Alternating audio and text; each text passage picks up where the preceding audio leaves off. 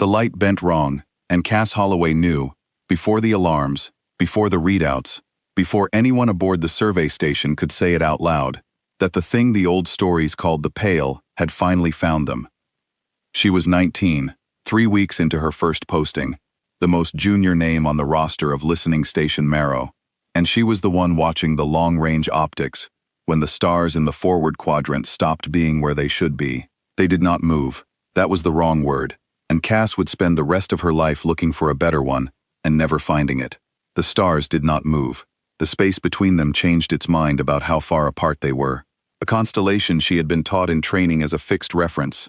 The 7-star wheel the old charts called the spindle, folded gently inward, the distances between its stars shrinking and stretching at the same time, as if someone had taken the rules that said how light crosses a void and quietly begun to edit them. "Chief," Cass said. Her voice came out steadier than she felt. "Chief, the spindle is wrong. The geometry is wrong." Chief Warrant Officer Tomas Vale was beside her in 4 seconds, and Cass watched his face do the thing she had only ever seen described in the old training records. The thing they showed you so you would recognize it and never have to see it twice in a career. He went still, not frightened, not yet. Still, the way a person goes still when a word they have spent their whole life hoping was a legend turns out to have a sensor signature. "That's not a malfunction," Vale said.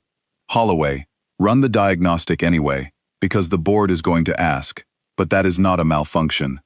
The optics are fine, space is doing that." He keyed the station alarm without looking, the way a man keys a thing his hands have rehearsed 1,000 times in nightmares. "That is the Pale. That is a reality front, and it is inside our quadrant, and it is coming this way." The station woke around them, and Cass, running her useless diagnostic with hands she made hold steady, listened to the older crew say the things she had only read. The Pale was not a fleet. It was not, in any sense humanity had a clean word for, even a thing. It was a region, a front, a place where the rules of physics had been overwritten by something on the far side of them, and where the new rules did not care for matter built under the old ones. Inside the Pale, the histories said, distance lied, and light forgot its speed, and a hull's atoms could be persuaded that they had never agreed to hold together. 4,000 years ago, the old human compact had met the Pale at the edge of the settled stars, and the Pale had eaten 9 systems in a single year, unmaking them not with weapons, but with edits, rewriting the local laws until the worlds inside simply stopped being able to exist.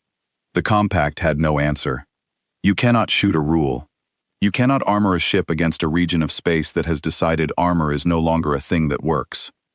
And then, the histories said, the Pale had stopped. It had reached a particular line in the dark, a long arc the old charts marked in faded red, and it had not crossed it, and no one in 4,000 years had ever known why. The settled stars had grown up behind that red line, generation after generation, and the Pale had become a story told to frighten cadets, a thing that had happened once, long ago, to people who were not quite real anymore. Cass had learned about it the way she had learned about plagues that no longer existed, as history, as a closed file. The file was open again. It was opening across her forward optics right now, the spindle folding, the red line on the old charts a bare 2 light hours ahead of the front and shrinking, and listening station Marrow for a sat almost exactly on the line, the first thing in the path of a thing that had not moved in 4,000 years, and had, for reasons no living person knew, begun to move again. "Why now?" Cass said. She did not mean to say it aloud. "Nobody alive knows why it stopped," Vale said grimly, working his board. "So nobody alive knows why it started. Send the warning. Full compact emergency band. Every system behind us. Tell them the Pale is moving, and it has crossed the old line. Tell them." He stopped, and Cass saw the thing settle over him that settles over a person who has just done the arithmetic of his own situation and found it short. "Tell them Marrow will hold the line as long as it can. Which is not going to be long, Holloway. There is no holding a thing you cannot touch. We are a listening post. We have warning sensors and a recall beacon and 41 people. We are going to get the warning out, and that is the only thing we are going to get to do." Cass sent the warning. Her hands did not shake, and later she would be proud of that. The one small thing she had managed when she was 19, and the oldest horror in human memory, was 2 light hours away and closing. The compact emergency band carried her words back toward the settled stars. The Pale is moving, it has crossed the old line, and the station's recall beacon began to pulse, and Cass watched the spindle fold further inward, and waited, with 40 other people on a station that could not fight, for a region of edited space to arrive and rewrite them. While she waited, Cass did the thing they had trained into her, which was to keep watching, to keep recording, because a listening post that cannot fight can still see, and what it sees can save the worlds behind it. So she watched the Pale come on, and she made herself learn its face, because someone had to, and because the work kept the fear from closing her throat. The front was not a wall. That was the first thing the old training records got wrong, or perhaps could not capture. It was more like a weather, a slow shimmer in the dark where the rules thinned, and ahead of the shimmer ran outriders, small local violations, places where a drifting rock would suddenly fall in a direction that did not exist, or where a patch of vacuum would briefly remember being something else. The outriders reached Marrow first. A maintenance drone on the station's outer hull, a thing Cass had watched trundle along its rail every shift for 3 weeks, reached the edge of a passing outrider and simply ceased to be a drone, its matter persuaded mid-motion that it had never been assembled, and where it had been there was nothing, not wreckage, not debris, just a clean absence, and a rail that ended in the middle of itself. "It edits," Vale said, watching the same feed. "It doesn't destroy. Destroying leaves wreckage. This leaves nothing, because as far as the new rules are concerned, the drone was never there to leave anything. That's why the compact never beat it. You can rebuild from wreckage. You cannot rebuild from a thing that has been edited out of having existed." Cass thought of the 9 systems the old histories named, the 9 systems the Pale had eaten in a single year, and she understood for the first time why the histories were so strange about them, why they did not describe ruins or graves or battles. There were no ruins. The 9 systems had not been destroyed. They had been unwritten, edited out of the local truth so completely that the only proof they had ever existed was that the charts still carried their names with nothing behind them. 4,000 years of human history behind the red line. And Cass was 19 and 3 weeks from training, and she was watching the thing that did that begin to do it again, 2 light hours away and closing, and the only weapon listening station Marrow had against it was the truth, sent backward to the worlds that did not yet know, on an emergency band, by a girl who had decided that if she could do nothing else, she would at least make sure the warning was clean. And then the recall beacon got an answer, and the answer was not from the settled stars behind them, and it was not from any compact frequency, and it did not come in any language Cass had been taught. It came from ahead of them, from the dark on the near side of the red line, the old dead arc the charts marked in faded red, the line the Pale had stopped at 4,000 years ago. Something out there in that ancient empty dark had heard Marrow's recall beacon, and something out there was waking up, and on Cass Holloway's forward optics, against the folding stars, a long shadow began to detach itself from the deeper dark, a shape that had been lying out there on the red line for 4,000 years, exactly where the Pale had stopped, exactly where nobody had ever known to look. "Chief," Cass whispered, "there's something on the line. There's something already on the line." Vale came back to her station, and he looked at the long waking shadow, and Cass watched his stillness turn into something she had no name for at all, something with awe in it, and grief in it, and a wild edge of hope that frightened her more than the Pale had. "That's a hull," he said. "Holloway, that is a human hull. That is a compact warship, and it has been sitting on that line for 4,000 years, and it just answered our beacon." His voice cracked. "We always wondered why the Pale stopped. We always wondered what was on the line." On the optics, the ancient shadow finished waking, and its dead running lights came up one by one along a hull longer than anything Cass had ever seen, and the light around it bent, the same wrong bending as the Pale, except that this bending was aimed outward, a hull 4,000 years dead, reaching out into the edited dark and bending the rules back. Cass did not understand, yet, what she was seeing. She did not know that the question the whole human species had asked for 4,000 years and never answered, the question of why the Pale had stopped at the red line, had just answered itself on her optics. She only knew that something human and impossibly old had been waiting out there in the dark the entire time, alone on the line, and that it had heard a 19-year-old recruit send a warning into the void, and that it had chosen, after 4,000 silent years, to wake up and answer her. The ancient hull moved toward the station before the Pale could reach it, and as it came on, Cass got her first true look at the thing that had been holding the line for 4,000 years. It was enormous, and it was old in a way that nothing else Cass had ever seen was old.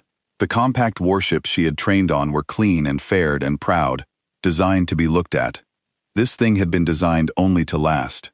It was a long, blunt wedge of dark layered hull, scarred not by weapons but by time, by 4,000 years of micrometeorite drift and radiation, and the slow, patient erosion of simply existing in the dark. And along its flanks ran structures Cass had no name for, great ribbed projectors and banks of something that was not a weapon in any sense she understood, all of it dead and dark until the moment Marrow's beacon had woken it, and all of it coming alive now, one system at a time, like a thing remembering how to breathe after a very long sleep. The hail it sent was in old compact speech, the root language all the settled stars had grown out of, archaic and formal and strange, but Cass had studied it, because she was the kind of recruit who studied things, and she could follow it, mostly, and what it said made the whole command deck of listening station Marrow go silent. "This is the compact vessel sundial," the hail said, and the voice was not quite a living voice, and not quite a machine. It was something between, a voice that had been a crew once, and had become, over 4,000 years, something else, something that had kept the crew's purpose long after the crew itself had gone. "We have held this line for 4,000 years. We did not know if anyone still lived behind us. We have heard your beacon. Tell us, the settled stars, did they grow?" Vale answered, because Vale was senior, but his voice was unsteady. "They grew," he said. "Sundial, they grew. There are 900 settled systems behind the line now, billions of people, 4,000 years of them. We thought the Pale stopped on its own. We never knew you were here." There was a pause, and when the sundial spoke again, Cass heard in the strange between voice a thing that she would carry for the rest of her life, which was the sound of a purpose learning that it had not been in vain. 900 systems, the sundial said. "We held the line for 900 systems. We did not know the number. We only knew that behind us there might be someone, and that the Pale would not stop unless something stood on the line and made it stop. So we stood. 4,000 years, we stood. And the stars grew behind us, and we did not know, and now we do." Another pause. "That is enough. That is more than enough. Now the Pale is moving again, and you have a question. You are wondering why it stopped, and why it has started, and how a dead hull held a thing you cannot touch. We will tell you, because you need to know it now, all of you, because the holding is about to become your war, and not only ours." And the sundial told them, while the Pale came on and the old hull put itself between the front and the station, and Cass recorded every word, because that was her work, and because she understood, in the way the very young sometimes understand enormous things all at once, that she was hearing the most important thing any human had heard in 4,000 years. The Pale, the sundial said, was not advancing of its own will. It had never had a will. It was a front, a region where physics had been overwritten, and a region does not want anything. It only spreads where nothing stops it, the way water spreads, the way cold spreads. 4,000 years ago, the Compact had learned, too late, and at the cost of 9 systems, that the Pale could not be fought with weapons, because weapons were matter, and the Pale edited matter. But the Compact had also learned, in the last desperate year, the one thing that did stop it. The Pale spread by editing the rules of the space ahead of it, and to edit a rule, it had to first read the rule, and it could only edit what it could successfully read. And there was one thing the Pale could not successfully read, one thing that defeated its reading every time, and that thing was a paradox, a region of space where the rules contradicted themselves, where the Pale's reading returned not a rule to edit, but an impossibility, and an impossibility fed into the thing that ran the Pale, jammed it, stalled it, made it unable to advance because it could not finish reading the space in front of it. The sundial was a paradox engine. That was what the great ribbed projectors along its flanks were. In the Compact's last year, its finest minds had built a single ship whose entire purpose was to generate, around itself, a region of contradictory physics, a knot of rules that could not all be true at once. And they had sent it to the red line and switched it on, and the Pale had reached the knot and tried to read it and could not, and had stalled, and had stayed stalled for 4,000 years, because the sundial had stayed switched on, holding a paradox in the dark, a single ship being permanently impossible so that 900 systems could be permanently real. We could not leave, the sundial said. The moment we stopped holding the paradox, the Pale would finish reading the line and advance. So we did not stop. The crew aged and died, and we became what we are now, which is the purpose without the crew. And we held, because holding was the whole of what we were for. We have held for 4,000 years, and now the Pale is moving again, which means one thing, which is that the paradox is failing. 4,000 years is a long time to be impossible. The engine is wearing out. The knot is loosening. The Pale has begun to read the edges of the line again, and that is why it has started to move. And that is why your beacon woke us. Because we recognized it. Because we knew that if the line was failing, then the people behind it would finally need to know we were here. Cass found her voice, because the question was burning in her, and no one else was asking it. Then we have to help you hold it, she said, too loud, not caring. Sundial, we have to fix the engine. We have to build more of them. We have to. Yes, the sundial said, and there was something almost like warmth in the strange voice. Yes, recruit. You do. That is exactly the thing you have to do. And it is the reason we answered your beacon instead of simply holding in silence until we failed. We could hold a few years more. Alone. We have held 4,000. But alone we will fail. And when we fail, the Pale will take everything behind us. All 900 systems. The way it took the 9. We cannot stop that alone. But we do not have to be alone anymore. 4,000 years ago, there was one ship that knew how to be impossible. Behind you, there are 900 systems and 4,000 years of human cleverness. And you can build 100 ships that know how to be impossible. 1,000, and you can hold this line not with one worn-out paradox, but with a wall of them, forever. We did not hold the line so that you would mourn us. We held it so that you would learn to hold it yourselves. The beacon was not a distress call. It was a handover. Vale understood what had to happen next, and he gave the orders fast, because a station that cannot fight can still relay, and relaying was suddenly the most important thing 41 people had ever done. Marrow's first warning had told the compact that the Pale was moving. Now Cass and the rest of the comms team had to send the second message, the message that mattered more, the one that carried the sundial's 4,000-year secret back to 900 systems. The Pale could be stopped, not with fleets but with paradox engines. And here, recorded in full, was how the first one worked. Cass built that transmission with the sundial, feeding her the specifications directly. Ancient compact engineering schematics, translated across 4,000 years of language drift. The design of the great ribbed projectors, the theory of the contradiction knot, the precise nature of the impossibility that the Pale could not read. It was the densest and most important thing Cass had ever handled, and she handled it at 19, with her hands steady, compressing 4,000 years of a dead crew's purpose into a transmission and firing it back toward the living, copy after copy on every band, because a thing this important could not be allowed to depend on a single signal reaching a single receiver. She sent it 40 times. She would have sent it 400. They have it, she said at last. Chief, the relay chain has it. The schematics are propagating.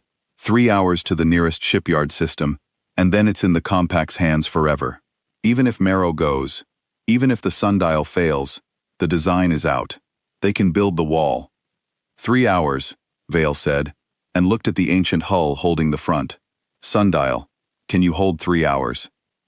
There was a pause, and in the pause Cass heard the engine straining, heard it now that she knew to listen for it. A deep, wrong harmonic under the between voice. The sound of a 4,000-year-old impossibility being asked to be impossible a little longer. We can hold 3 hours, the sundial said. We can hold longer than 3 hours. We have held 4,000 years. We did not come this far to fail in the last afternoon. But understand what holding costs now. To hold the front here, over your station, far from the line we were tuned to, we are running the engine harder than it was ever meant to run. We are spending decades of holding in every hour. We will give you your 3 hours, and we will give you more if you need it. But we will not be giving it for much longer after that. And when we are done, and the line will be exactly where we are standing when we stop. So when your 3 hours are up, recruit. Do not waste the time we bought you. Get your station behind the next line the compact builds. Do not stay to watch us. That is not what the time is for. On the far side of the paradox, the Pale pressed against the contradiction, and Cass, watching the optics, began to understand the thing she was looking at as more than a weather. The front was not alive, the sundial had said, and that was true, but it was not nothing either. It was a reading, endlessly running, a process that crossed the dark by understanding it and rewriting what it understood. And now that process had hit a wall it could not understand, and Cass could see the wall working in the way the front behaved. It probed, it pushed against the paradox at one point, and stalled, and pulled back, and pushed at another, the way a current finds the edges of a stone, searching for the place where the contradiction thinned enough to read. It was not angry, because it could not be angry, but it was relentless, in the way a rising tide is relentless, and Cass understood that the sundial's whole 4,000-year vigil had been exactly this endless patient probing, met by an endless patient impossibility, a thing that could not stop searching held off by a thing that would not stop contradicting it.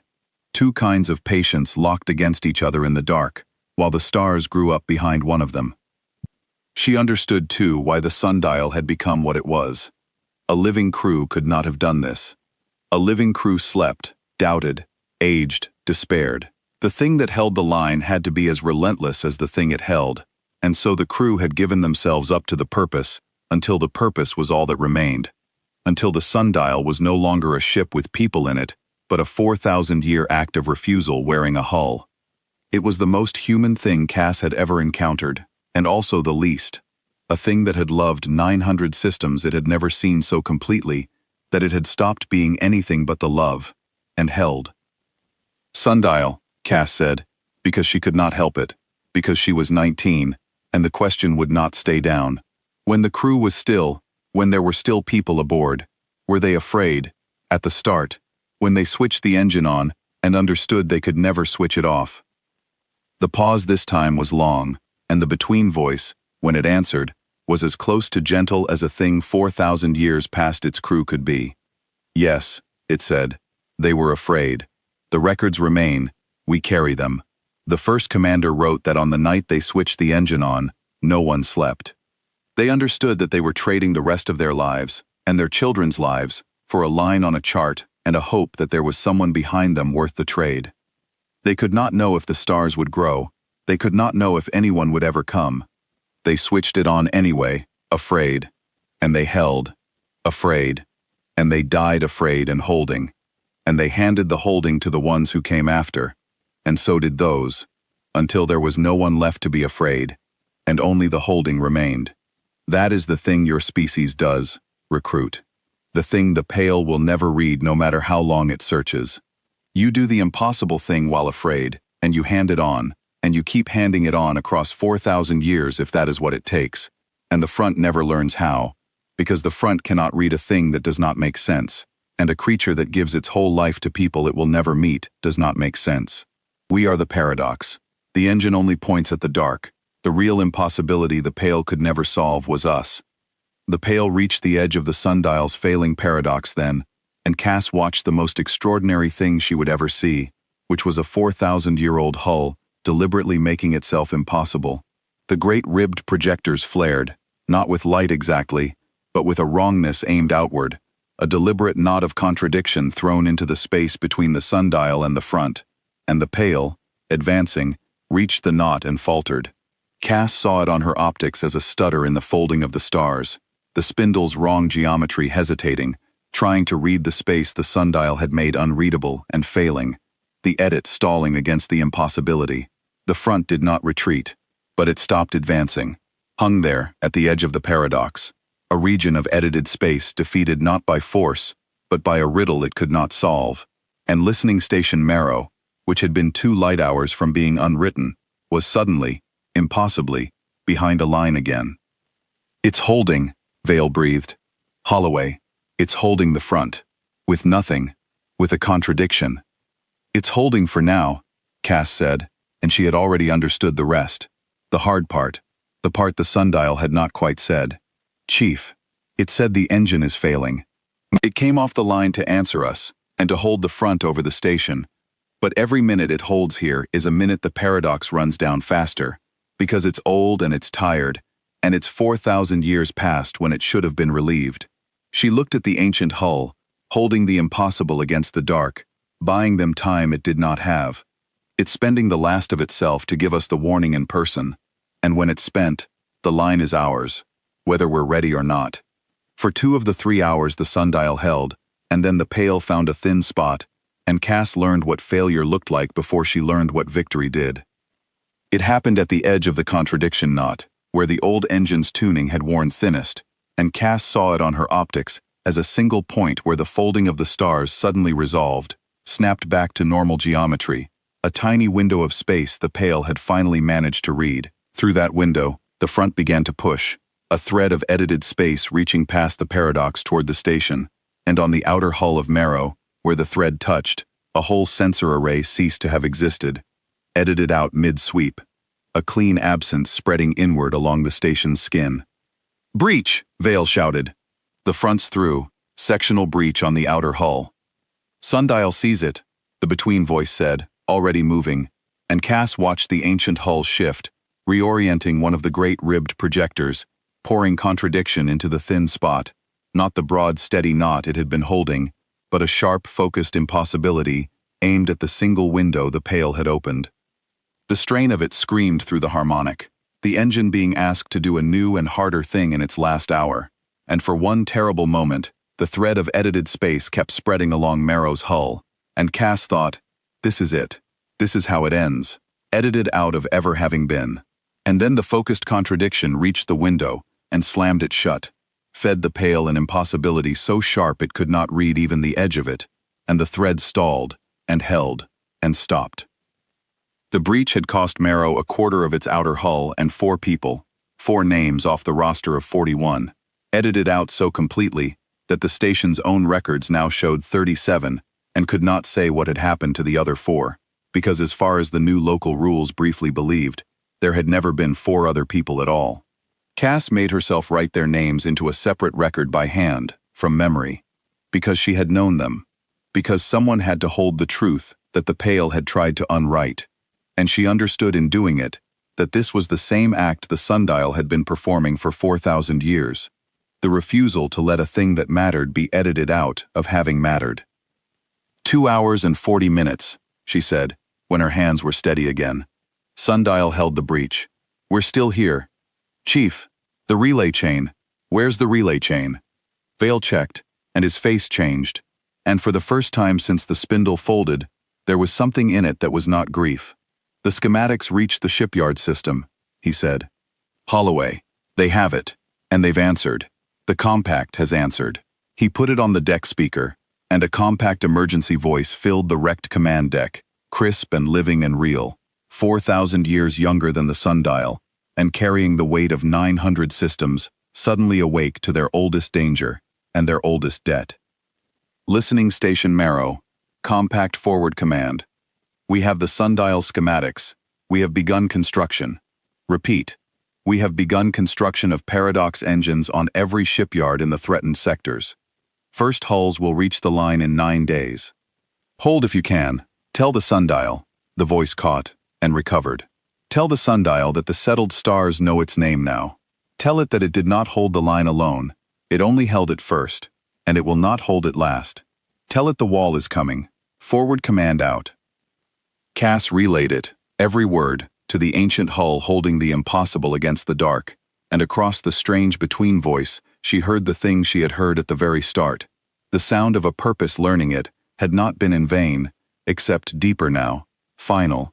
The sound of a thing 4,000 years tired, hearing that it could, at last, be relieved. 9 days, the sundial said, when Cass had finished. We were not certain we could hold 9 more hours. Now you tell us 9 days, and a wall behind them. The harmonic under the voice strained and steadied. We will hold 9 days. We did not know this morning whether we could hold 9 more minutes worth holding, because we did not know there was anyone left to hold for. Now we know. Now we have heard our name in a living voice and a number, 900 systems, and a promise, 9 days. That is the difference, recruit. The crew that switched on this engine 4,000 years ago held on nothing but hope. We get to hold on knowing. Knowing is easier. Knowing we could hold forever, if forever were what was asked. A pause. It is not. 9 days is what is asked. We will give it, and gladly, because 9 days is the first finite holding this ship has ever been asked for, and a finite holding, after 4,000 years of an endless one, is very nearly a kind of rest. Cass did not trust herself to answer that. She looked at the wrecked command deck, at the 37 who remained, at the 4 names she had written by hand, and at the ancient hull beyond the optics holding the oldest horror in human memory at bay, with nothing but a riddle and a refusal. And she understood that she was 19, and 3 weeks from training, and standing inside the most important 9 days in 4,000 years of her species, and that the only thing asked of her was to keep the record true and the warning clean, and she swore to herself, in the quiet of it, that she would. The 9 days were the longest of Cass Holloway's life, and she would measure every year afterward against them. The Pale did not relent. It could not, because it was not a thing that chose. It was a process, and the process ran without rest, probing the sundial's paradox at point after point, hour after hour, searching with infinite patience for the thin spot that would let it through, and the sundial met it, point after point, hour after hour, throwing focused contradiction at every place the front tried to read, and the contest between them filled the dark around listening station Marrow with a slow, silent war that made no sound and threw no light, and was, Cass came to understand, the most violent thing she had ever witnessed, because the stakes of it were not a station or a system, but the basic question of whether the space behind the line would be allowed to go on being real. She watched it the way she watched everything, by recording it, by learning its face, because the Compact's engineers 9 days out would need to know how the Pale fought if their wall of new engines was going to hold where the old one had nearly failed.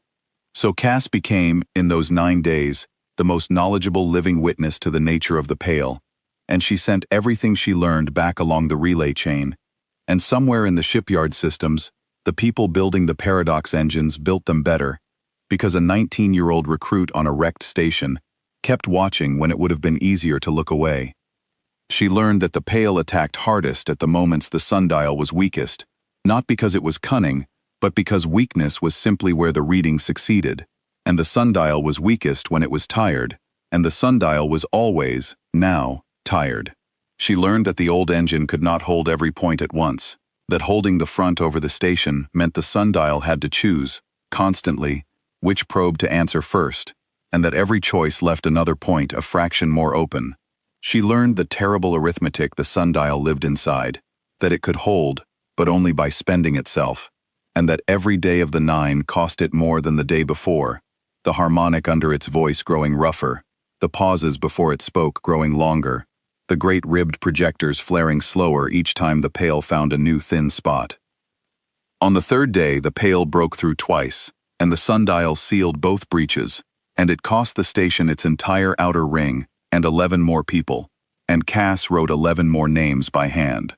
On the 5th day, the Pale changed its approach, stopped probing single points, and pressed the whole front forward at once. A broad, slow advance meant to overwhelm the sundial's ability to choose, and the sundial answered by doing a thing that Cass understood, watching it, was a thing it could only do a few times before it ended. It stopped defending the broad knot, and collapsed its whole remaining strength into a single, overwhelming contradiction. A paradox so total and so sharp that the entire front recoiled from it at once, unable to read any part of the space the sundial occupied. It bought hours. It cost years. The harmonic afterward was a wound. "You can't keep doing that," Cass said to the ancient hull, on the 5th night, alone on the watch, because someone had to be, and she had stopped being able to sleep. "Sundial, I've been recording the engine's output. Every time you collapse the full contradiction, it takes more out of you, and gives you back less. You did it once on the 5th day, you can maybe do it twice more, not 9 days of it. The math doesn't reach 9 days if you keep spending like that." "We know the math, recruit," the sundial said. "We have lived inside it for 4,000 years. You are right. We cannot collapse the full contradiction 9 times. We can do it perhaps 3 more times. So we will not do it 9 times. We will do it 3 times, at the 3 moments it matters most. And the rest of the days we will hold with what is left, point by point. And we will hope that what is left is enough for the days the full collapse is not spent on. It may not be enough. We have not lied to you about that. The line will be exactly where we are standing when we stop, and we may stop before the 9th day. You should prepare your station for that. You should be ready to run. I'm not going to run, Cass said, and was surprised by how certain it came out. You will run if I tell you to run, the sundial said. And there was an edge in the between voice now, a command 4,000 years old. Listen to me, recruit, because this is the most important thing I will tell you. We did not hold this line so that more people could die on it. We held it so that people could live behind it. If the engine fails before the wall arrives, your dying on a doomed station does not buy the compact 1 extra minute. Your living and carrying what you have recorded does. You have become the witness. You know the Pale better than anyone alive. If this station falls and you stay to fall with it, out of some idea of honoring us, you waste the very thing we spent 4,000 years buying, which is people who get to keep living and learning and handing it on. The honoring is not in dying with us. The honoring is in becoming us, the holding, the handing on, and you cannot hand on a thing if you are edited out of having existed. So if I tell you to run, you run. Promise me. Cass was quiet for a long moment, on the empty night watch, with the silent war filling the dark beyond the optics. I promise, she said. If you tell me to run, I'll run. But I'm going to record every second until you do. That's my version of holding. You hold the line, I hold the truth. And I'm not stopping the truth 1 second before you stop the line. The between voice was quiet, and then it said the thing Cass kept for the rest of her life, the thing she would repeat 40 years later to recruits of her own. Then you already understand it, the sundial said, better than most who live a full span and never face the dark. The holding was never only about the line. It was about refusing to let a true thing be unmade. The Pale unmakes. We refuse. The shape of the refusal changes. The old crew refused with an engine. You refuse with a record. The new ships will refuse with a wall. But it is all one refusal, handed down. You are holding the line, recruit. You have been holding it since the moment you decided the warning would go out clean. Keep holding. We will hold beside you as long as we can, and when we cannot, you will hold without us. And that, not our 4,000 years, is the actual victory. Not that we held. That you can. Cass did not only watch, in those days. She organized.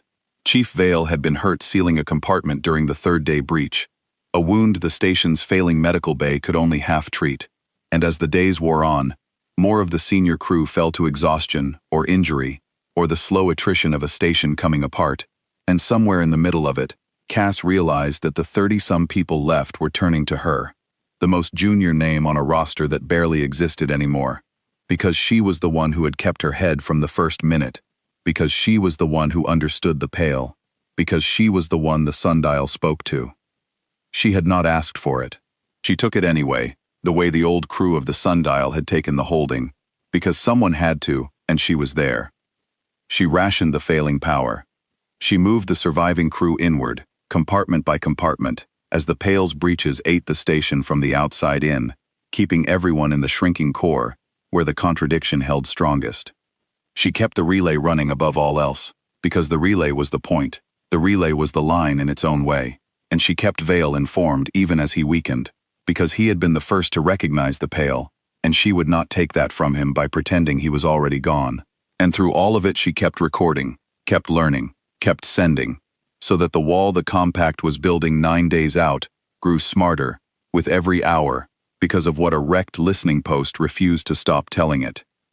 On the 6th day the Pale pressed again, and the sundial spent the second of its 3 remaining full collapses, and the harmonic afterward was so rough that Cass could barely make out the words beneath it, and she understood that the math had just gotten shorter, and that the 9th day was very far away, and that the wall was still 3 days out, and that somewhere in the gap between what the sundial had left and what the compact could build was the question of whether 4,000 years of holding would reach the relief by minutes or miss it by them.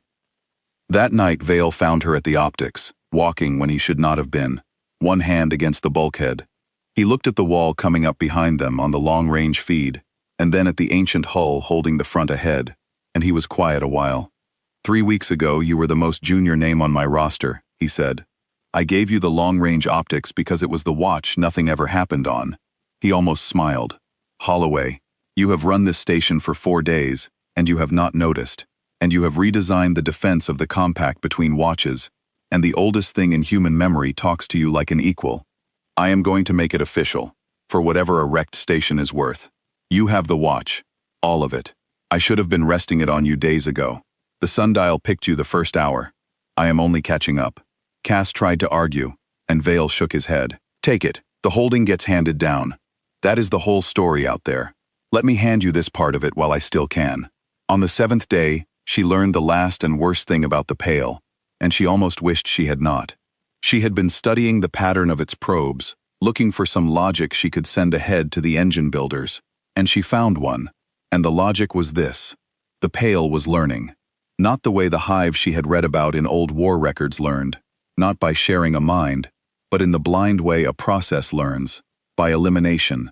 Every contradiction the sundial threw at it, the Pale could not read, but it could remember the shape of what it could not read.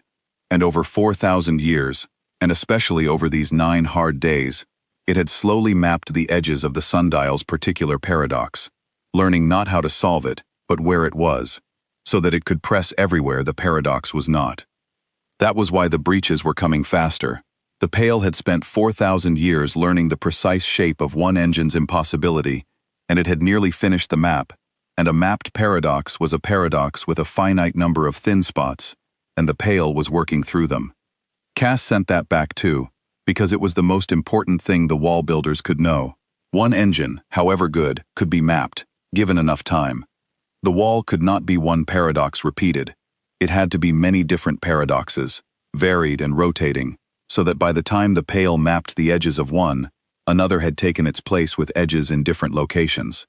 She did not know if the engineers had thought of it. She made sure they did not have to. She gave the rotating paradox principle a name when she sent it, because a thing with a name travels faster and is harder to forget. She called it the moving wall, and the term stuck. And 40 years later, it would still be the word the compact used for the defense that held the line, coined by a recruit on a dying station who needed the engineers to understand it in one phrase, and got it right the first time. She was 19, and she was redesigning, from a wrecked station, the defense of 900 systems, and she did it between rationing power and writing the names of the dead by hand, and she did it because the sundial had told her the truth on the empty night watch, that the holding was the refusal to let a true thing be unmade, and she had decided that she was a holder now, whatever her rank said. On the 8th day, the wall came into sensor range. Cass saw it before the alarms, the way she had seen the Pale, because she was always watching. A scatter of new contacts on the long-range optics, coming up fast from the settled stars behind them, and her breath caught, because she knew what they had to be. Compact hulls. New ones, built in 8 desperate days across a dozen shipyards, and along their flanks, when the optics resolved them, ran structures Cass recognized, because she had seen them on a 4,000-year-old hull, and sent their schematics back herself. The great ribbed projectors, the paradox engines, 100 of them and more.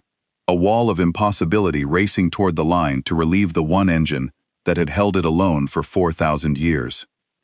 Sundial, she said, and her voice broke for the first time in 9 days.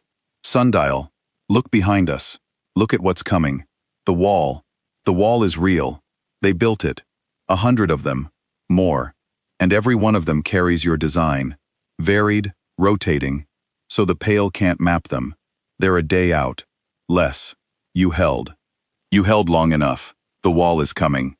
There was a pause, and the harmonic under the between voice trembled, and when the sundial answered, the thing in its voice was not relief, and not pride, but something quieter and more complete. The sound of a 4,000-year sentence reaching, at last, its final word. We see them, it said. We see the wall. 100 engines, and our design in every one. A long pause. We held this line alone for 4,000 years, and we never once let ourselves imagine this, because imagining it was a thing we could not afford. Hope being heavier than despair when you must carry it a long way. And now we do not have to imagine it. It is on the optics. The stars grew, and the wall is coming, and the line will hold without us. The voice steadied, found its last strength. But the wall is a day out, recruit, and we have spent the 8th of our 9 days, and the Pale has nearly finished its map, and we have one full collapse left, and no more. So hear me, the last day is the hard one. The Pale knows the wall is coming too. It cannot want, but the process accelerates where it can, and it will spend everything it has to break through before the wall arrives, because a process that crosses the dark by reading does not stop reading just because relief is near. The last day will be the worst.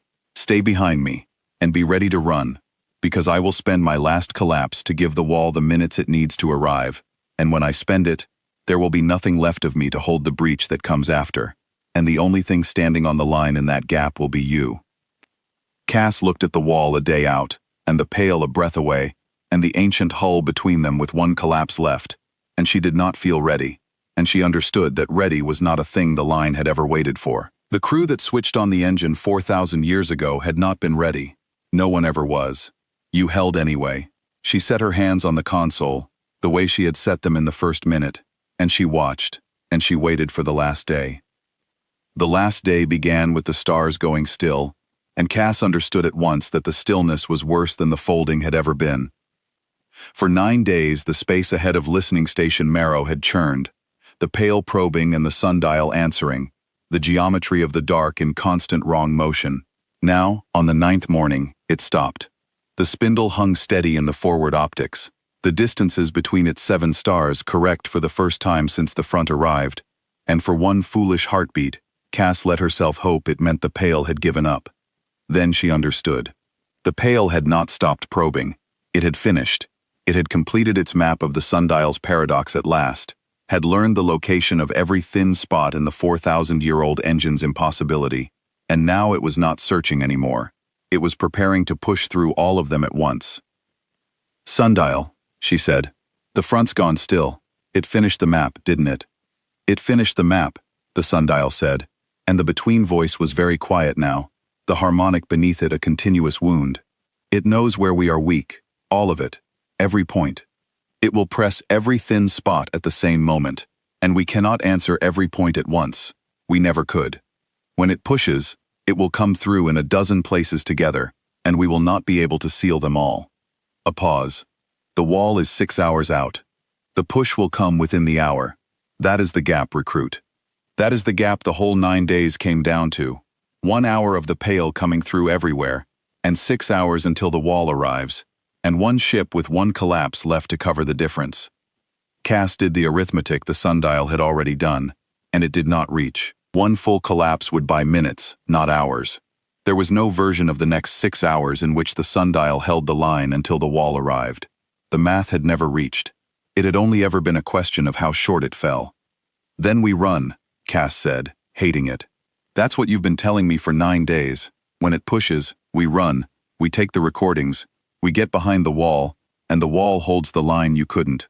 That's the plan. That's always been the plan." "That is the plan," the sundial agreed, "and you will follow it. But there is one more thing the plan needs, and it is the thing I have been deciding for 9 days whether to tell you, and I have decided you have earned it." The voice steadied, found a last reserve of strength. When the Pale pushes through everywhere at once, a collapse aimed outward will not save us.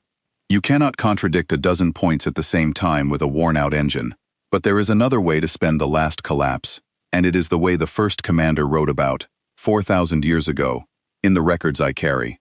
The engine can be turned inward. Instead of throwing the contradiction outward at the front, we can fold it onto ourselves, make this hull and the space immediately around it the most total paradox the engine has ever produced. One final impossibility, here, at the line. The Pale cannot advance through a point it cannot read, and it can never read a thing that is fully impossible. If we make ourselves that thing, here, permanently, the Pale cannot cross the place we are standing, ever, not for 6 hours, for good. Cass went cold. "Permanently. You said permanently. What happens to you?" "We become the paradox completely," the sundial said, gently. "Not an engine holding a contradiction, the contradiction itself. We stop being a hull the Pale could eventually map and become a single point in space that simply cannot be read. A knot in the rules that has no thin spots because it has no edges, because it is not a thing with a shape anymore. The Pale will reach the place we were and find a hole in its own reading that it can never close, and it will stall there forever, the way it stalled for 4,000 years, except that this time, there is nothing to wear out, because there is no engine left to fail. There is only the impossibility, and an impossibility does not get tired. A pause. We will not survive it, recruit. There will be no us to survive. But there has not really been an us for a very long time, only the holding. And this is the holding made permanent. The wall the compact built will hold the rest of the front. We will hold this one point, the original point, the line on the old charts, forever. And you will run, and you will live, and you will carry the record, and you will teach them the moving wall, and somewhere behind 900 systems, a recruit 4,000 years from now will look at a chart and see this point marked, the place the Pale could never cross, and never know it was a ship, only that the rules break here, and that the breaking keeps everyone behind it real. Cass could not speak. The silent stars hung steady in the optics, the Pale gathering itself for the push, the wall 6 hours out, and the oldest thing in human memory had just told her, gently, that it was going to spend the last of 4,000 years making itself permanently impossible so that she could run. There has to be another way, she said, and knew there was not, and said it anyway, because she was 19, and it was the truest thing in her. Sundial, you've held for 4,000 years. You're supposed to be relieved. The wall is coming. You're supposed to get to rest. This is the rest, the sundial said. Do not grieve it, recruit. 4,000 years ago, a crew traded their lives for a line on a chart and a hope that there was someone behind them worth it. I have spent the last 9 days learning that there was 900 systems, a girl who would not stop recording the truth, a wall built in 8 days by people who had never seen us, and built it anyway because we asked. There was someone behind us worth it. There was everyone behind us worth it. The crew who switched on this engine never got to know that. I do. I get to make the last trade already knowing it was worth it, which is a gift the first ones never had. So no, there is no other way, and I would not take it if there were. This is what we are for. Let me be it. Cass made one last request, in the minutes before the push, and it was the only selfish thing she asked in 9 days, and she did not regret it. Your records, she said. The crew, the 4,000 years of them, the first commander who wrote about the night nobody slept. All of it. When you fold inward, it's gone, isn't it? The whole memory of who held the line goes with you. It goes with us, the sundial said. That is the way of it. We carry the crew. When we end, they end with us. Finally, 4,000 years late. Then send it to me, Cass said. Now, all of it. The names, the logs, the first commander's words, everything you carry. I'll take it out. I'll put it in the record beside everything else. You said the broken place on the charts will be a ship nobody remembers was a ship. Not if I have your records. I'll make sure they know who you were. Every name, 4,000 years of them. They won't just know the rules break there. They'll know who broke them, and why, and that the why was them, the people behind the line. Send it to me, sundial. Let me carry the crew out, so that something of you gets relieved after all. There was a long pause, the longest of all the pauses, and Cass thought she had asked too much, had reached past what a thing 4,000 years past its crew could bear to give. And then the data began to flow, an immense ancient archive pouring across the link into Marrow's last working memory, and from there into the sealed record against Cass's chest. 4,000 years of logs and names, and the words of commanders long dead, the whole memory of the holding, handed to a 19-year-old recruit in the last minutes of the last day. It is done, the sundial said, and there was a thing in the between voice Cass had not heard before, something that was almost, after 4,000 years, peace. You will carry the crew out. They will be relieved after all, not from the line, but from the silence. That is more than I knew to hope for this morning.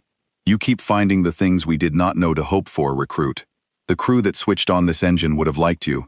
They held on nothing but the chance of someone like you existing behind them. You exist. You came. It was worth it.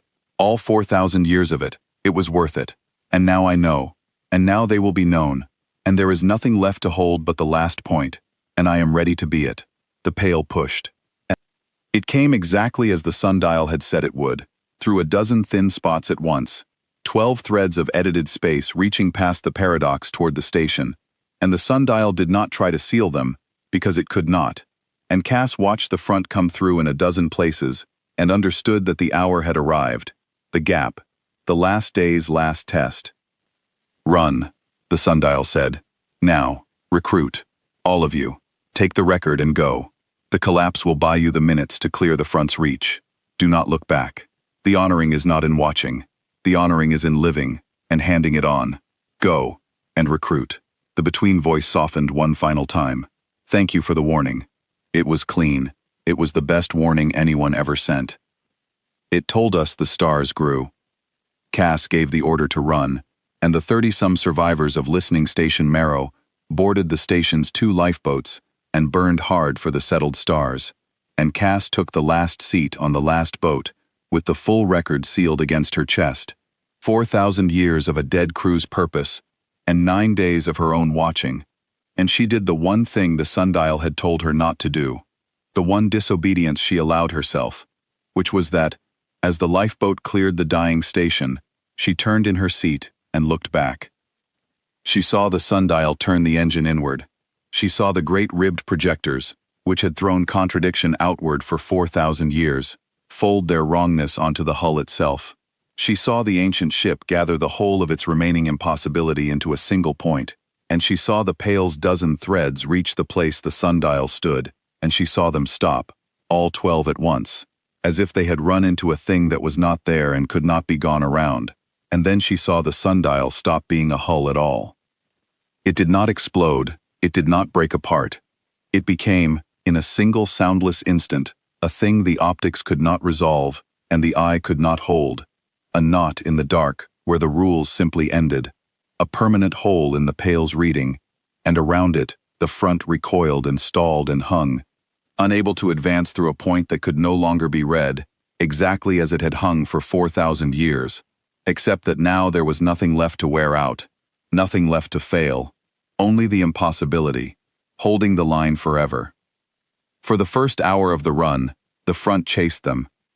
That was the part Cass had not let herself think about, the part the plans never quite covered, because the pail was not stopped yet, would not be stopped until the sundial finished folding inward, and in the gap between the push and the fold, the threads of edited space reached out across the dark after the fleeing lifeboats. Not from malice, because the pail had none, but because the lifeboats were matter built under the old rules, and the pail's reading reached wherever matter was. Cass watched on the lifeboat's small aft optic as the geometry behind them began, once more, to fold, the stars at their sterns stretching and shrinking, the rules thinning at their heels, and she understood that the sundial's collapse had to come before the front overtook them, or the warning, and the record, and 30-some lives would be edited out of having existed 3 minutes from safety. Faster, the pilot said, to no one, to the boat, a woman named Ada Stern, who had been a maintenance tech 9 days ago and was flying a lifeboat full of survivors away from the unmaking of the universe. Come on, faster. The other lifeboat was 100 kilometers off their flank, and Cass watched the fold reach toward it, watched a thread of edited space brush its engine cowling, and for one unbearable second, the cowling simply stopped being there, edited away, and the boat yawed and lost thrust and began to fall behind. Cass keyed the channel without asking permission, because she had the watch now, all of it. Vale had said so. Stern, come about, we're not leaving them. Get under their keel and push. And Ada Stern, who should have run, brought the lifeboat about and put its nose against the crippled boat's belly and shoved, 2 tiny hulls against the thinning rules, burning everything they had, and the front reached for them both. And then the sundial folded inward. Cass felt it more than saw it, a soundless wrench in the dark behind them, and on the aft optic, the folding stars snapped, all at once, back to stillness. The threads of edited space chasing the lifeboats severed at their root as the thing feeding them became, in an instant, a hole in the pail's reading that swallowed the whole front's advance. The fold reaching for the 2 boats simply ended, mid-reach, the rules at their heels remembering how to be rules again. and Ada Stern's lifeboat and the crippled boat it was pushing came out the far side of the front's reach, into clean, ordinary space, into stars that stayed where they were, into a dark that had gone back to being only dark. "We're clear," Stern breathed. "Holloway, we're clear. Both boats, we're clear." Cass did not answer, because she was looking at the aft optic, at the point in the dark where the sundial had been, where there was now nothing the instrument could resolve, only a place the stars bent gently around, the same wrong bending she had seen in the very first minute, except that this bending was not the pales. It was the sundials, aimed forever outward, the last act of a 4,000-year refusal, frozen permanent in the dark, and Cass understood that she was the last living person who would ever know that the broken place on the charts had once been a ship, had once been a crew, had once answered a 19-year-old's clean warning, and woken up after 4,000 years to hand the holding on. She sealed the record tighter against her chest. She would make sure they knew. That was the rest of her life, beginning now. She would make sure the broken place on the charts had a name, and that the name was true. The lifeboat ran for the settled stars, and behind it, the wall arrived 4 hours later to find the front, already stalled at the original line, held by a thing it could not understand, and the wall took up its positions along the rest of the arc, paradox after rotating paradox, the moving wall a recruit had named, and the line held, all of it, for the first time in 4,000 years, held by the living, and not by one ship spending itself alone in the dark. And at the center of it, at the original point, the place the old charts marked in faded red, the rules broke and kept breaking, and nothing crossed there, and nothing ever would. The sundial had its rest at last, the only rest a thing like it could ever have, which was to become the line itself, and never have to hold it again, because it had become the holding. The lifeboats reached the settled stars 11 days later, and Cass Holloway carried 4,000 years off the front, in a sealed record against her chest, and did not let it out of her sight until she had put it into hands that would keep it true. The compact wanted, at first, to make the story simpler than it was. That was the thing Cass had to fight, in the months after, harder than she had expected, harder in some ways than the 9 days themselves. The compact had just survived its oldest nightmare, and an institution that survives a nightmare wants a clean story, a story with a weapon and a victory, and a line that held, and the clean story the compact wanted to tell was that humanity had built a wall of paradox engines in 8 days and stopped the pale. That story was true.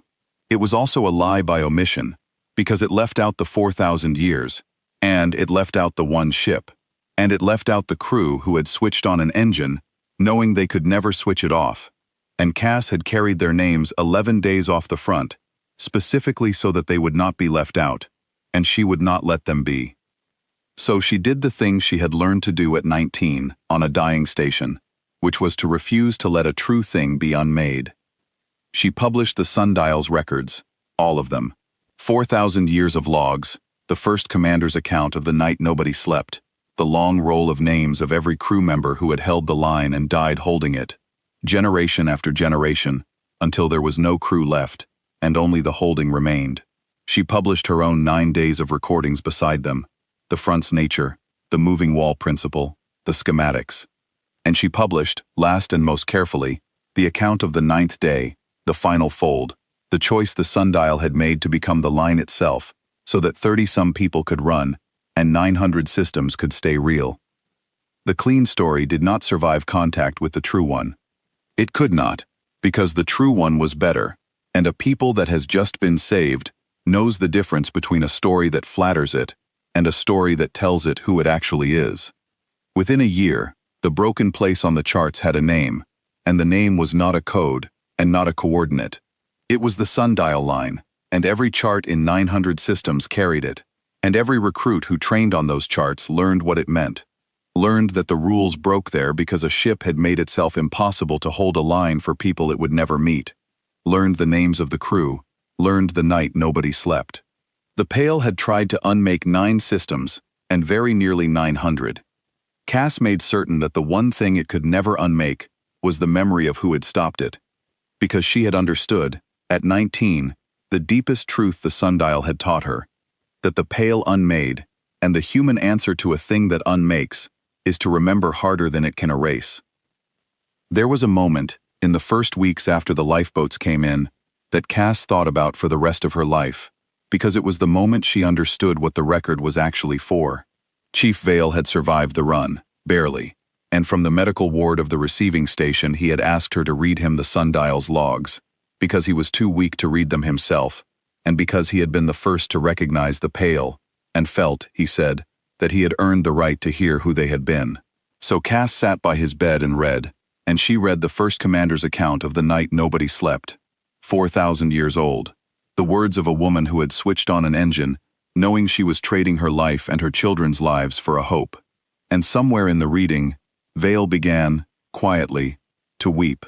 An old officer who had spent 9 days certain he was watching the end of everything, and he said a thing Cass kept. They didn't know, he said.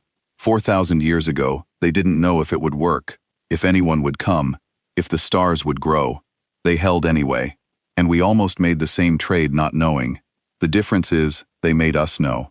They spent 4,000 years so that when our turn came, we'd know it could be done. He gripped her hand. Don't let them clean it up, Holloway. Whatever they try to do with this, don't let them turn 4,000 years into a footnote about an engine. Promise me. She promised, and it was the promise that shaped the rest of her life. And when the Compact's clean story came, as she had known it would, she had Vale's promise behind her, and she did not yield.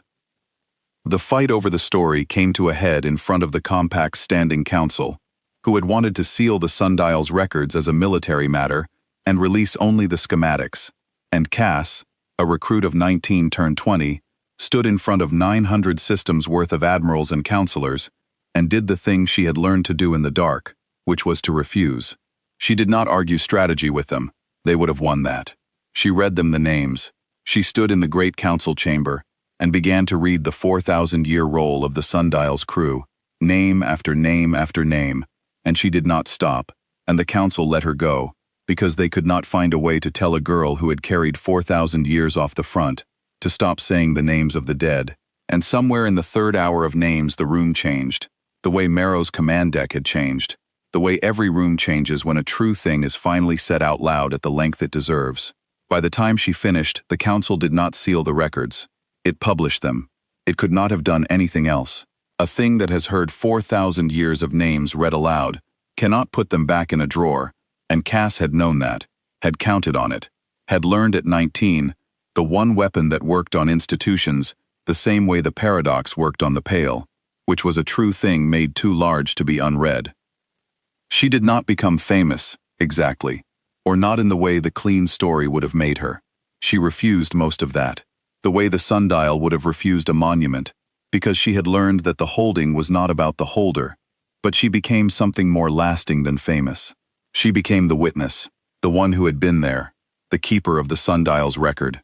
And when the Compact built its permanent defense along the line, the rotating wall of paradox engines that would hold the Pale for as long as humans kept building them, they asked Cass Holloway to help design the doctrine, because she knew the front better than anyone alive, and she did, and the doctrine she shaped held the line for the rest of her life and long after. She rose, over the years, the way the sundial had said she would, from recruit to officer to commander, to something the Compact had not quite had a rank for before, the keeper of the line, the one who carried the 4,000-year purpose forward into the living institution. And in all those years she did one thing without fail. Every year, on the anniversary of the 9th day, she went to the sundial line. She took a ship to the broken place on the charts, the point where the rules ended and nothing crossed, and she sat at the optics the way she had sat at 19, and she read the names. 4,000 years of them, the whole roll of the crew, out loud, to the dark, to the impossibility that had been a ship, because the sundial had read the file out loud was the wrong story. That was a different ship and a different line, but the principle was the same one Cass had built her life on, that a true thing said out loud weighs more than a true thing only filed, and she would not let the crew of the sundial be only filed. There was a thing that happened on those visits, in the later years, that Cass never published and never fully explained, because she was not sure of it, and because some true things are truer for being kept. When she read the names at the sundial line, the light around the broken place seemed, faintly, to shift. Not much, a bending, gentle, outward, The same wrong-right bending she had seen the hull make 4,000 years dead and waking. It might have been an instrument artifact. It might have been the simple physics of a region of space where the rules had ended. But Cass, who had spent a life learning the face of the dark, did not think so. She thought, and she let herself think, that the impossibility at the sundial line was not empty, that something of the holding remained there, not a crew and not a ship, but the refusal itself, the 4,000-year act of love made permanent, and that when she read the names it heard, in whatever way a permanent refusal can hear, and bent the light a little in answer, the way it had bent the light to answer a recruit's beacon long ago. She never claimed it was the crew. She knew better than that. The crew had ended, 4,000 years late, when the hull folded inward, and nothing she did could bring them back, and she had never told the Pale's lie to herself, that a memory was a person, but the holding was not the crew. The holding was the thing they had become, and the thing they had handed down, and that thing had not ended, because she carried it, and the wall carried it, and 900 systems carried it, and the broken place on the charts carried it most of all, and on the anniversary, when she read the names, the holding answered. Because the holding was still happening, because the holding was the one thing the Pale had spent 4,000 years failing to read, and would fail to read forever. A creature that gives itself entirely to people it will never meet, and keeps giving, and hands the giving on, so that the gift outlives the giver, and the line outlives the ship, and the names outlive the silence. Something returned to Cass, years into her keeping of the line, that she had never expected and never asked for, and it came because she had published the names. The Sundial's crew had not all died on the line. That was the thing the published records revealed, the thing 4,000 years of silence had buried. In the engine's first decades, before the crew gave themselves wholly to the holding, there had been a handful of evacuations. A few crew rotated off the line and sent back toward the settled stars when the engine first stabilized, and it seemed, briefly, that fewer hands might hold it. Those crew had reached the early colonies and lived and had children, and their children had children, and across 4,000 years, their line had spread quietly through the settled stars, ordinary people who carried, in old family stories grown vague and disbelieved, a tale of an ancestor who had served on a ship that went out to the edge of everything and held back the end of the world. The families had not known the stories were true. How could they? The sundial was a legend, the Pale a thing to frighten cadets. And then Cass Holloway published 4,000 years of names, and across 900 systems, families opened the roll and found their own oldest names in it, and understood, all at once, that the vague, disbelieved story had been the truest thing they owned. They came to her, not many at first, then more, the descendants of the sundial's evacuated crew, carrying their family stories and their old names, and Cass met every one of them she could, because she understood what it was, what had returned. The crew had ended on the line, 4,000 years late. But the crew had not entirely ended, because some of them had been sent back before the end, and their blood had grown up behind the very line they helped first to hold, 900 systems of it, and now their descendants stood in front of the keeper of the line carrying the names she had read aloud, and the holding had come full circle in a way the first commander could never have imagined on the night nobody slept. The people the sundial held the line for included, in the end, the sundial's own children. They had spent 4,000 years protecting their own descendants, without ever knowing those descendants existed. Cass told each of them the same thing.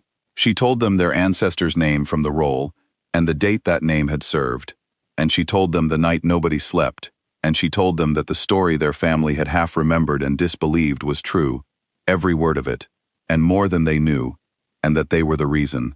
Not the abstract 900 systems. Them, their grandparents and their children. The sundial had held for 4,000 years for exactly the faces standing in front of her, and the faces standing in front of her existed because it had. Some of them wept, some of them could not speak. One of them, an old woman who had carried the family story her whole life and been gently mocked for believing it, took Cass's hands and said only, "Then it was real." All of it was real, and Cass said, all of it was real, and understood that this returning, was the last gift the sundial had handed her without knowing it, the chance to tell its own blood that the 4,000 years had been worth it, in the one currency that could never be filed or unmade, which was a living face that existed because of the holding, standing in the light, told at last the truth of where it came from. Cass Holloway grew old keeping the line. She trained the recruits who would hold the sundial line long after she was gone, and she made certain every one of them learned the names before they learned the schematics, because she had decided long ago that a defense that did not know who it was honoring was only a machine, and the Pale could outbuild any machine given enough time, and the one thing it could never outbuild was a people that remembered why the line mattered. She gave them the moving wall and she gave them the doctrine, but most of all, she gave them the names and the night nobody slept, and she told them, every class, the thing the sundial had told her on the empty night watch, that the holding was never about the line. It was about refusing to let a true thing be unmade, and that the shape of the refusal would change in their hands the way it had changed in hers, and that this was not a betrayal of the old crew, but the whole of their victory. On the last anniversary of her life, very old now, Cass went one final time to the sundial line. She read the names, all 4,000 years of them, slowly, her voice not as steady as it had been at 19, but steadier in every way that mattered, and when she finished, the light bent gently outward, the way it always did, and Cass sat with it a long while in the dark. She had not brought anyone with her this time.